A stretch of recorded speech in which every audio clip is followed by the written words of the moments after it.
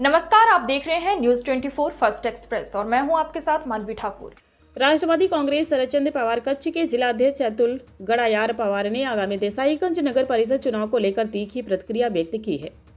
उन्होंने कहा कि देसाईगंज शहर एक व्यापारिक नगरी के रूप में अपनी एक अलग पहचान रखता है, लेकिन आज शहर की स्थिति बेहद दयनीय और चिंताजनक है।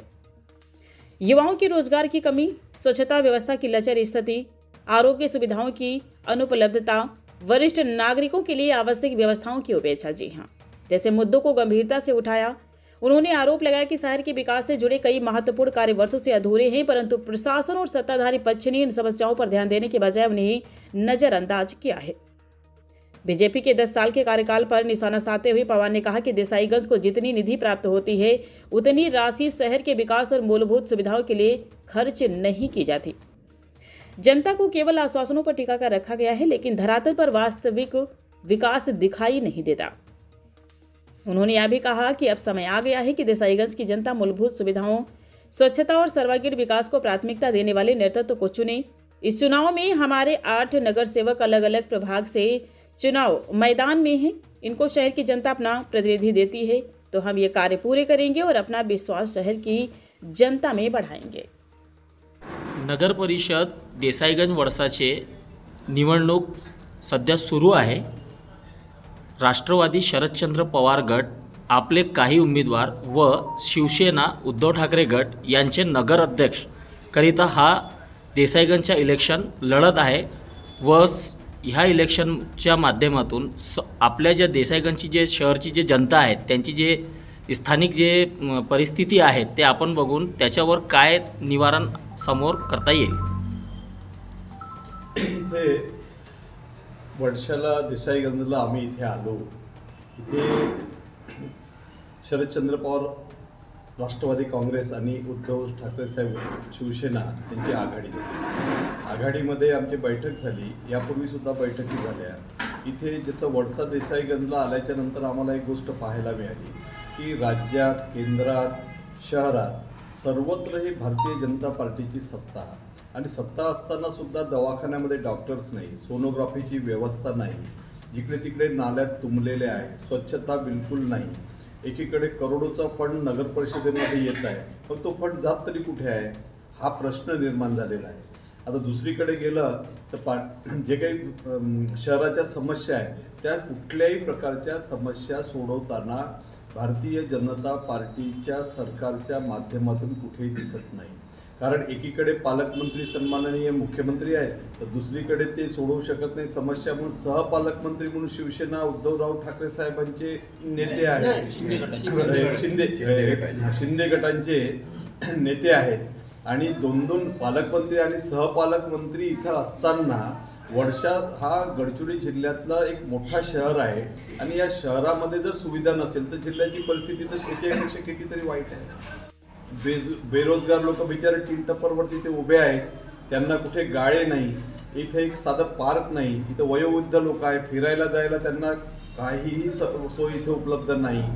इथं आल्याच्या नंतर असं दिसून येते की जिकडे तिकडे रस्त्यावरती घाणी पडलेल्या आहेत। तुम्ही वार्डात गेले तर त्या घाणीमुळे मच्छर एवढं झालेलं आहे की अनेक लोकांना इथं फायलेरियाचा त्रास, मलेरियाचा त्रास, त्याच्यामुळे कितीतरी पेशंट दगावलेले आहेत। अशा विचित्र स्थितीमध्ये वडसा देसाईगंज नगर परिषद आलेली आहे। नगर परिषद आहे तर दुसरे ते म्हणजे मात्र स्वच्छता बिलकुल नाही। बघ, ज्या काही नगर परिषदेच्या माध्यमातून लोकांना ज्या सोयी पुरवल्या जातात त्या कुठल्याही प्रकारची सोय इथं पुरवल्या जात नाही असं आमच्या निदर्शनास आलेलं आहे। पण दुसरीकडे पाहिलं मोठमोठे लोक, श्रीमंत लोक, करोडपती लोक ज्यांना लोकांच्या सेवेसाठी वार्डामध्ये जाऊन लोकांची सेवा करण्याच्यासाठी त्यांच्या समस्या समजून घेऊन सोडवण्यासाठी वेळच नाही, असे करोडपती लोक इथे निवडणुकीला उभे आहेत। मग त्यांच्याकडून जे प्रश्न आपल्या लोकांचे सोडवू शकतील का? म्हणून आम्ही शरदचंद्र पवार राष्ट्रवादी काँग्रेस पक्ष आणि उद्धवराव ठाकरे शिवसेना पक्ष त्या आम्ही आघाडी करत असताना सर्वसामान्यांमध्ये जाणारा, लोकांची कामं करणारा, समस्या जाणून घेणाऱ्या उमेदवारांनाच आम्ही उमेदवारी दिली आहे, जेणेकरून कोणाला कचरा गाडीचा जरी प्रश्न आला, कोणाच्या समोर घरापुढे मौत झाली, कोणाला दवाखान्यामध्ये भरती करून त्याला ट्रीटमेंट करून देण्यासाठी वेळेवर धावाधाव करावी लागली, पिण्याच्या पाण्याची समस्या निर्माण झाली, लाईटची समस्या निर्माण झाली किंवा कुठल्याही गोष्टीसाठी नगर परिषदेमध्ये कोणाचे कागदपत्र काढायचे आहे, NOC घ्यायचे आहे, त्याच्यासोबत जाऊन त्या सर्वसामान्य लोकांची सेवा करता आली पाहिजे, अशाच प्रकारचे उमेदवार आम्ही आमच्या आघाडीनं उभे केले।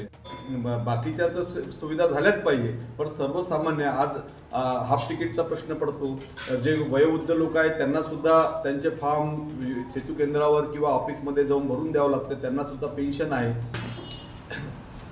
त्याच्यानंतर आपण मानव विकास मिशनचे जे काही विद्यार्थिनी आपल्याकडे शाळेमध्ये वर्षाला येतात, ते सुद्धा सुविधा बरोबर नाही।